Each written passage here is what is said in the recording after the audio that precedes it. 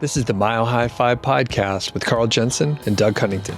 We have authentic conversations about the journey to FI, health, happiness, and some very odd tangents. We interview FI experts, side hustlers, people on their way to FI, and those who have reached the other side. Join us every week, and if you want the show notes and links and all that other stuff, head over to milehighfi.com. Hello, world. Welcome to the Mile High Fi podcast. I'm Carl Jensen with my co-host. I'm Doug Cunnington. Doug, we are going to talk about travel, and we're coming upon the holiday season. Thanksgiving is next week. Lots of people are going to be flying, including me, although not for Thanksgiving. Yeah. And we're going to go into some of the details of like how we travel, how often we, visit family, and maybe some, tips on spending time with family. Because I know that could be, contentious. I think about National Lampoon's Christmas Vacation, and, I think we're the cousin Eddies of our individual families, right? Yeah, I don't know. That might be that might be insulting cousin Eddie. Who knows? And, what have you been up to, man? Have you done any cool travel or any cool travel coming up? Yeah, we are going to go to Las Vegas and Los Angeles this weekend. I've got family in Las Vegas. I'll back up a second. We were going to go to Los Angeles to see a show, but the plane tickets were super expensive. So then I'm like, let's just go to Las Vegas. I can see my family out there, and then we'll rent a car and drive out to Los Angeles for that part of the trip. Okay. How far is that drive? It's about 4.5 hours without traffic. Okay. Will there be traffic though? I don't think so. I think most of the traffic is going the other direction. People come from Los Angeles to go to Las Vegas on holiday weekends. So, or maybe that's the lie I'm telling myself, and I'll sit there for 8 hours. Okay.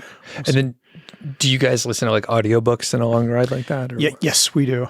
And we stopped. There's a website that tells you like all these funky roadside attractions. One of them on this trip are the dinosaurs from, do you remember Pee Wee Herman's Big Adventure? Yeah, a little bit. Yeah, there's some famous like full-size dinosaurs like on the side of the road somewhere outside of Los Angeles. We might go see that. So yeah. Cool. That is pretty neat. Well, let's get into it today. And let's lay this out. Where are you from originally? I am from the Chicagoland area. Have you ever heard that term Chicagoland before?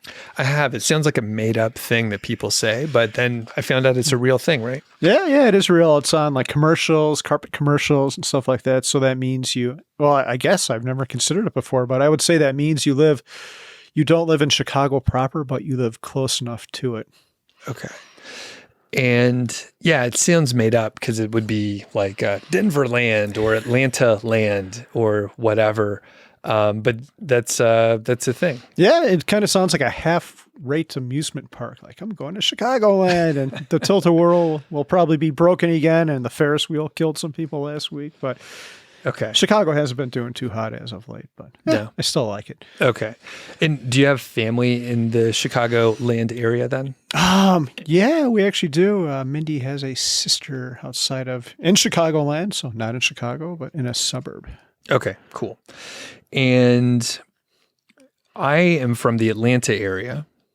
I have quite a bit of family in the Atlanta land area, which we'll refer to it that way from here on out. And I also have a sister who now lives in the Richmond, Virginia area as well. And I haven't been out to Richmond yet. So most of the family is in the Atlanta area, and my wife's family is all in the Atlanta area. So how often do you visit your family, either both in Chicago, and you have a lot of family in Las Vegas now, right? Yes. Yeah. And by the way, back up a second. I've heard good things about Richmond. So if I were you, you might want to get your ass out there and go for a visit, or just check out Richmond if you don't like your sister, and check that out. Just not tell her that you're there. Yeah. I plan on heading out. I think it's like a better place than where they lived in Pennsylvania. So. Okay, cool. Yeah, we probably make it out to Las Vegas maybe once a year or so. I feel guilty about that occasionally. There's that wait but why post where he talked about how you're hardly ever going to spend any time with your family after you leave the house. Like your parents, 95% of your time is done. And I reread that article last week, and he said one of the things in there is proximity matters. So if you live close to each other, that kind of changes a lot. But a lot of times we don't. There's no way I'm moving to Las Vegas, and there's no way they're moving to Colorado. So that's out the window, which means I should go out there and visit as much as possible. But I don't do well in the heat, so like 10 months of the year are out for me going to Las Vegas. That they don't like the cold, so shit, I might never see him again. No, I'm just kidding. I will see him soon, but yeah, maybe once or twice a year. Yeah, my mom's actually is going to come out here in December. So hi, Mom, if you're listening. I don't know if she listens. Get her to leave a rating and review. We need that. Yeah, a good one, Mom, even if you don't like the show. So about once a year, ideally, how often would you go? Let's say it was a 45-minute drive. Yeah, that's interesting. If it was closer, at least once a month, I would hope. Maybe every other week. When I was a kid, we had grandparents who lived near us, and they were about 15 minutes away. We'd see them on a weekly basis, and you would hope the same. As much for me as for we have kids, so then they can grow up knowing their grandparents a little bit and the rest of the family. But yeah, I don't know. How about you, Doug? How often I would visit family. So I think right now I'm on maybe like a once every 2-year cycle or so. My parents, when my mom was still alive, they would come out here like once a year or so. And my dad has continued that. So I'll see him at least once a year when he comes out. And then I've gone back every other year or so. But here's one thing, like we wanted to move away from Atlanta. So you were like, oh, you still like Chicago? I was like, I don't really like Atlanta that much. I don't like the area. Like the mountains give me more energy, but in Atlanta, there's a bunch of trees and a bunch of traffic, right? So the last several times that I've been, it was not very enjoyable. I'm just like sitting on the highway trying to drive across town to visit people, which is no fun. And I know that's not the visiting people portion, but you can't get one without the other. Like you have to drive across town, and it's, awful. That said, I just got back in the last couple of days, and it wasn't so bad. I think the reason is I stayed in generally the same location. So the only time I was really driving around was like going to and from the airport. So I changed sort of the trip. Instead of, trying to see a bunch of people all across town where it would take, an hour and a half to go each way to visit anyone. I just didn't do that. I just stayed with who I was hanging out with and didn't travel too much. Okay. Do you stay with people, or do you get an Airbnb or hotel?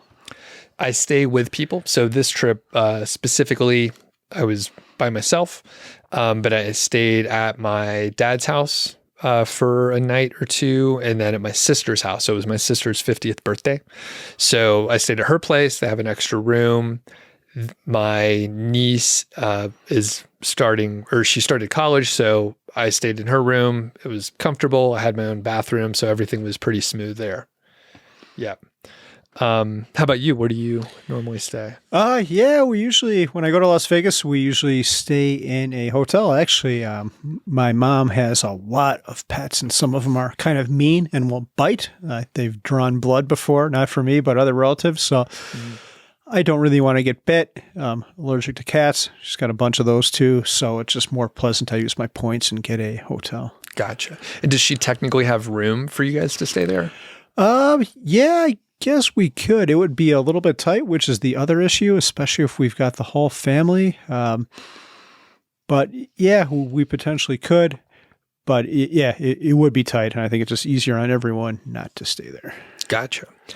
And, one thing to throw into the mix on like us traveling back to Atlanta. So one reason why, we didn't go back as often, like we intentionally moved away, right? So we don't want to go back all that often.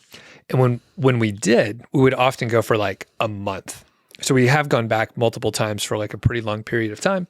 And we'll drive back, we'll bring Georgie, our dog.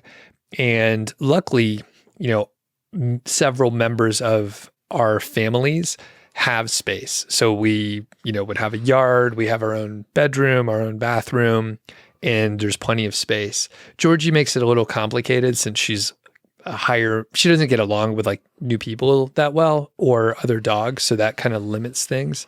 But that is the caveat to throw in. Like we'll stay for a long time. Usually when we do that, we stay with, one set of parents, and that makes it easier because we have lived with them in the past. We kind of know, how the household works and stuff like that. So that makes it a little bit easier. But it is nice to have plenty of room. Now, I'm going to pause here. Do you have any questions on that? I do not. Okay. One thing that makes it a little tricky, and I don't think my in-laws listen to this show. So no one tell them if you happen to know them. But my wife doesn't love staying in the same house with them. So we probably wouldn't want to spend more than a couple days at their house, which is kind of funny. She's like, I don't want to stay there. Also to the point where she's like, even if she's traveling alone, she's like, maybe I can stay in a hotel, even though there's plenty of room for her, because she doesn't want to be there in the same house, right? So it's a little, some family dynamics going on or something like that. But the whole point that I'm making here is like, her parents potentially would be offended. That's why I was asking, like, oh, is there even enough room at your mom's place? The thing is, like, my in-laws have a whole guest suite area, right? So they would be offended if we were like, we want to stay in a hotel. They'd be like, why don't you want to spend time with us? Well, 18 years was enough, apparently. Yeah. Yeah. So that makes, do you know anyone else like that? Where they hate their family? No. Yeah, I guess I do. I mean, in some cases, it's a lot of work hosting people. I think, I could see people in my family even taking offense, but it just makes it a little bit easier for everyone. You can come and go as you please, and everyone can keep more to their own routines. Yeah. So it's kind of funny, especially me hearing this story, and I'm just, again, if they listen to the show, I'll be shocked, but no one tell them. All right. If you happen to know, don't tell them. So yeah, it's kind of funny. It's like they have plenty of room. It's like really comfortable. And I'm like, why are we going to waste money like staying in a hotel? That's crazy. Yeah. So we haven't done that yet, but I think she is thinking like, can I stay at an Airbnb? Can I stay at a hotel nearby? So it's just like a quick visit, and then you can go and have your own space. Yeah. So it's pretty funny. All right. So when you go to Vegas, how do you usually get there? Yeah, this is, I want to throw this question back at you, Doug, first. Flying road trips, do you prefer one over the other? What's your thought on each? Like Mindy absolutely hates road trips. I'll suggest it, and she's like, I don't want to do that. This has happened before where the three of us will drive. I'll drive with the kids, and she'll fly out there, and we'll just pick her up from the airport. Oh, wow. Because she hates it that much. But do you have any preference or thoughts on? Yeah, I love road trips. Really enjoy it. And if we have the time, like that is often my preference. The, other side of that is like, if it's a very short trip, then maybe the road trip doesn't make sense. So if it takes 2.5 days to drive out to Atlanta and we're staying for a weekend, like that doesn't quite make sense. So it depends on the length of the trip. And that's one reason why when we would visit in the past, we would go for like a month or something like that because we're going to drive out. And, I love road trips. Also, I have been flying a lot more this year, and it's been fine. Once you kind of get a good cadence, and I have the TSA pre-check, and that makes, security much easier and faster, and it's more predictable on how long it's going to take you to get through. So that has made it easier. So flying for shorter trips, just fine. Cool. Yeah, I like road trips as well. And part of it is, a small part of it is economics. I remember we were going to go somewhere, and it was like a day's drive away. I think it was Las Vegas, but for some reason the ticket prices were exorbitant. It was like $500 a person, 4 people, $2,000. And then you have to rent a car versus the fuel to get there is like probably around $100 at the time, maybe even less because I think gas was cheaper. So you're saving a lot of money. And I like I like it when you can do it at a slow pace. You pull up these websites and you say where you're going, and they say, oh, you should check out this roadside attraction or this one. And I think that's pretty cool when you can take it slow, even make the road trip part of the trip. Like when we went to Portland, we could have driven out there in a day, but we took 3 days to get out there, stayed in hotels 2 nights, and just kind of meandered and checked out all these cool things like waterfalls in Idaho and Boise and all these places. And so I enjoy the road trip a lot too. I think it's pretty neat when you can get a great audiobook too. The time just flies by when you're driving down the road. Like, oh, wow, we're already here because you're so immersed in the book. So I do enjoy the road trips, and I think part of Minnie's apprehension is we have 2 children who will want to annihilate each other in the back seat. So once they're out of the house, we'll probably road trip more and take our time, like long road trips. Flying, you know what?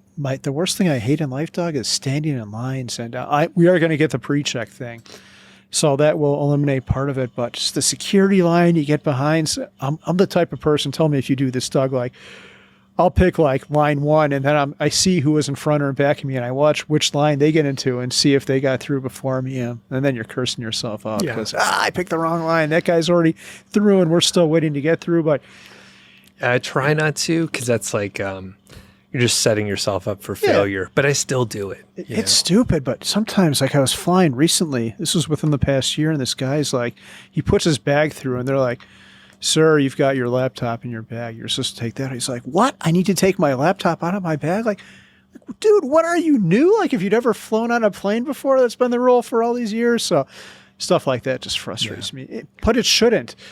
It's just ridiculous. Like, what is it, an extra 5 minutes? But one thing we did get, Doug, which I think will make our flying a little bit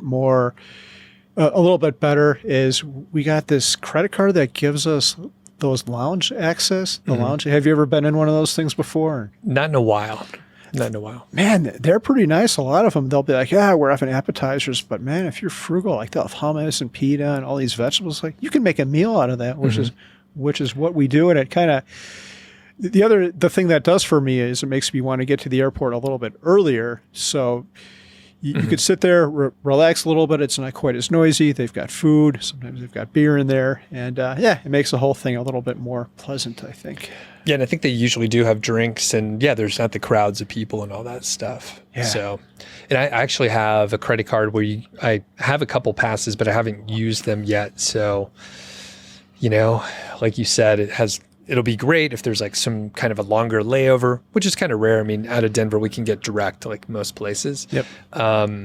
So I'll just have to like go to the airport. Maybe we just go to the airport one day, get a cheap ticket on Frontier. Yeah. We could have a live recording from the airport. Now, which seat do you like to have on the plane? Window seat. Yeah. I like the window seat too. Yeah. Do you like to look out the window? A little bit, but I like to just like lay on the window area, and then I can fall asleep. Yeah, agreed. This last flight, though, I took Frontier, and the thing is, Frontier is bottom tier. I mean, it's not good. It's not good, but it's cheap. And I have been flying United, which is excellent. Really enjoyed United, and the thing is, the Frontier flight was like $140 to get back to Atlanta. Thing is, those fuckers, they charge, I think it's like $60 or $70 just for the carry-on. So you have your personal item like a purse or a backpack. Yeah. But the carry-on, the rollerboard that you would put in the overhead bin, is like $60 or $70. So each way. So the thing is, once you calculate that, you're at the same price as another airline. They also charge you for like a bottle of water or a soft drink or like pretzels or a cookie or whatever they have on the other airlines that they just give you, right? So I knew I was traveling to Atlanta, so I actually shipped clothes ahead of time that I'm just going to leave at my dad's house, right? Because I know I'll go back there some, and this will just make it easier to get back. So I actually like shipped clothes back to Atlanta just to leave there. So that's a little pro hack or whatever that I did. Have you ever done that? That's awesome. Well, we're actually flying Frontier this weekend, and I told the girls, I'm like, hey, girls, you're not going to be able to have a suitcase. You have to have everything in your backpack. And we have never shipped clothes, but did consider that. I'm like, all three of us could put our clothes in one thing and then we could just ship them back while we're done. And it might be like $20 or something. But Yeah. in this case, I'm like, girls, we're going to pack tight. We're only going to be there for 3 days. You don't need to pack that much. Everything goes in your backpack. But yeah, I think that's a smart move. They also make you pay for the seat, right? They threaten you with the whole middle seat ordeal. Like, you might be in the middle seat if you don't pay us for it. Yeah. Well, I think basically all airlines do that now, right? Like you can't pick a seat unless you pay for it. Yeah, I think you're right. I guess Southwest is the only one, but then you got to make sure you're in the A or B group or else you will be in the middle. Gotcha. Well, I didn't pick a seat and I'm fairly small and we're about to enter some fat shaming area. So I apologize. So if you don't want to hear this, then you can fast forward. Is this okay with you, Carl? Is it okay to talk? Go for it, Doug. Okay. Send your hate mail to Doug at Mile High Fi Club. Yeah. So basically I got an aisle seat and I'm like, okay, that's cool. Like not a big deal. I'll sit in the aisle closer to the bathroom, right? I can get out, go to the bathroom if I need to. And for a long time, I've gotten like lucky with skinny people in the middle seat. Everybody has room. You know, it's all cool. Big dude starts coming down the aisle. He has the middle seat and it was not good. This flight actually turned out kind of eventful and not in a good way. So he sat next to me and I'm like, damn. So I'm waiting for him to get settled and waiting for him to like pull his big belly, you know, into his own seat so I could put the armrest down and sit down. So it took him a second and I was like, oh, can I sit? And he's like, oh, you were waiting for me? And I'm like, yeah, you're kind of like hanging all over my seat there, bro. So anyway, I put the armrest down, sit down, and he's trying to hold himself in. He's, you know, our shoulders are still touching a little bit. And I'm like, all right, this is going to be fine. Don't worry about it. The person at the window seat needed to get something. So we all had to get up. She had to get like Dramamine and like sleeping pills or something. Not a good flyer. She was like, oh, I got to take this stuff. So we all get up, sit back down. Lady at the window seat, she scarfs down like a cheeseburger from McDonald's and this big orange drink. Ugh. Right. I was like, ugh, gross. So she's like, it's a giant thing. It's like a 64 ounce or whatever. So she's drinking that whole thing up. So I sit down and then the dude next to me doesn't put the armrest back down. And I'm like, dang. And he's spilling over and I'm like, he's trying to do his best. Don't be a jerk. So I let him leave the armrest up because it would have, made him even more uncomfortable. So I'm like, all right, I'll just sit here and like squeeze in. And it was making me kind of angry. And I'm just like, man, he should buy 2 seats if he can't fit in one. Have you ever had a big person next to you?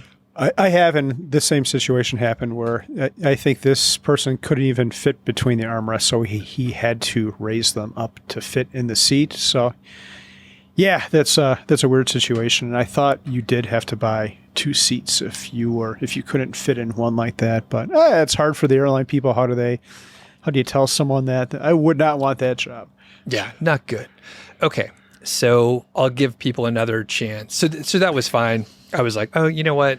Like, I'm not going to, I don't want to make the dude feel bad or whatever. Like he was chatting with a lady next to us in the seat who took the Dramamine, which comes back into play. So she took Dramamine and sleeping pills apparently. So I'm sitting there listening to my audiobook no, it's Taylor Swift. I was listening to Taylor Swift, 1989, solid album, right? And then there's this commotion next to me. I'm like, what is going on? She yacked all over herself, right? So she didn't use the little bag. I don't know what happened, but I looked over and I was like, that's a lot of bright orange stuff and what looks to be the cheeseburger that she had. Sorry, everyone, for being so graphic. So I was like, this is not good. And I'm like, I'm out of here. So he rang the bell. The flight attendants came over. They like helped her and sorted things out and cleaned up or whatever. I left immediately, grabbed my stuff. And then I was like, can you find me another seat? Like, no rush, do what you have to do to help the lady. And then I sat in a middle seat somewhere further back. But yeah, it was not good. And I don't know if she like passed out and then threw up and didn't have a chance to get the bag or whatever, but it was like just all over her clothes. Ooh, how far into the flight were you when this happened? Halfway. Okay. Halfway in. Yeah. Man, Yeah, that's rough. I don't like that at all. I think of that scene from Stand By Me. Do you know where I'm going with that, Doug? Oh, I can't remember tell us about it. I think I just remember. Yeah, it was there was a pie eating contest, a blueberry pie eating contest, and this one kid like makes himself throw up in the middle of the pie eating contest, and that made everyone else throw up. So like there's like hundreds of people just throwing up all over the place, like projectile vomiting. So Yeah. I picture that going on the plane because you get a whiff of that and then you see that and you can't hold it. Like I remember on the school bus, there'd always be like one kid who would puke on there on the way back and forth to school. And inevitably it'd be in the aisle and the bus would slow it out and it would like make its way up. Then the bus would take off and it would go back in the other direction. And then Oh man. they would come out with that can of shit and put that on there. And that smelled just as bad as the puke. So you're like, have your head out the window so you don't puke yourself. So I'm glad you didn't puke. But now I'm looking at your bright orange. I know it's not quite the same shade, not quite as bright as the Tang or whatever that shit was, but yeah, that doesn't sound like fun. I'm glad you didn't get puked on. Did the guy next to you get puked on at all? Or? I don't think so. I think it was, he did help a lot, like a lot more than I would have. I mean, I don't think she had, because Elizabeth, my wife, was like, oh, I wonder if she had like a medical episode or something like that. I don't think so. I think she just like maybe had too many sleeping pills or I don't know what was going on, but she definitely wasn't, she wasn't on top. She didn't have the bag. Like there's a bag right there. Like she could have done something to like mitigate it a little bit. But yeah, I potentially would have just bailed, like ring the bell and like get the fuck out of there. Man, yeah, that's rough. I've never thrown up on a plane. I've come close, but never. That's yeah, I wonder if she was asleep. You said she'd taken maybe pills or something. Maybe she had tossed up in her sleep. You're making a good case for road trips, Doug. Yeah. Road trips, you pull over to the side of the road, you don't feel bad. Yeah. Take a break. Yeah, your variables, the people, you control those. You control who you sit next to, and you don't have episodes like that. Yeah. So anyway, sorry to go on a big tangent there. So travel, any other travel tips, road tripping, maybe since you dig road tripping? Yeah, I like taking advantage of some of the credit cards. I mentioned we have the Capital One Venture X card, which gives us, it's got an expensive annual fee, $400, but they give you $300 back in travel credits. And they give you that nice lounge access. I just looked up the Denver one. They have, I think it's a brewery, actually, Sweetwater. Isn't that from Georgia? Yeah, it is. Yeah, so out of Atlanta. Cool. They have a restaurant there with beer.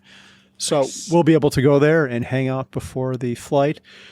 Yeah, and we hardly ever pay for hotels either because we've got the World of Hyatt card and Bonvoy cards, which is Marriott. So super nice. We stay in really nice places and we hardly ever pay for them, which is great. And like we alluded to earlier, maybe the best way to stay sane over the holidays when you're visiting family is to avoid spending a lot of time. Go with the Airbnb or hotel or something like that. Then you can leave when things get crazy. Do you have relatives who start talking politics or anything like that? Or? I think they have in the past, but usually it stays, pretty tame these days. And actually our biggest tip is like just don't visit for those holidays. So we decided like we don't want to visit during Thanksgiving or Christmas because that's when it's crazy, right? That's when everyone's there and you don't actually get to spend good quality time with the people that you're trying to spend time with.